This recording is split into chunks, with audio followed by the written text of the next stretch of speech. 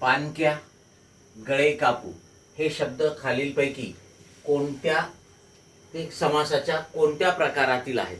ठीक आहे, सामासिक शब्द आहेत पानक्या आणि गळे कापू. ठीक आहे, आणि हे सामासिक शब्द असून प्युअर मराठी शब्द आहेत हे लक्षात घ्या. ठीक आहे, म्हणजे तत्सम संस्कृत शब्द नाही आहे. मग याचा काय ओळखायचं आपल्याला? समास ओळखायचा आहे. बघा, पानक्या जेव्हा आपण म्हणतो तर त्याचा विग्रह काय होतो? पाणी भरणारा.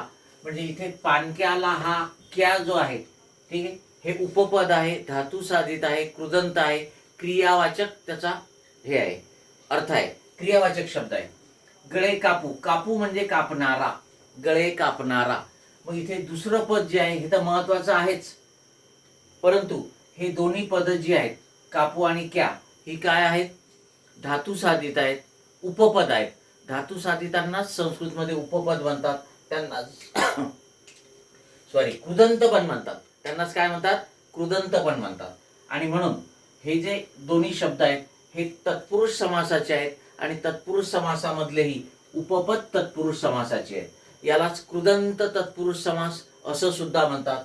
या सामासिक शब्दामध्ये किंवा या तत्पुरुष समासाच्या प्रकारामध्ये, ठीक आहे, दुसरं पद जे आहे ते कृदंत असते, धातू साधित असते, कृत असते म्हणजे क्रिया दाखवणार असते. ठीक आहे, पानक्या, गळे कापू, खिशे कापू, आग लाव्या, लाच खाऊ, ऐत खाऊ, हे सर्व शब्द जे आहेत हे सर्व कशामध्ये येतात? उपपद तत्पुरुष समासामध्ये येतात. Okay, yes.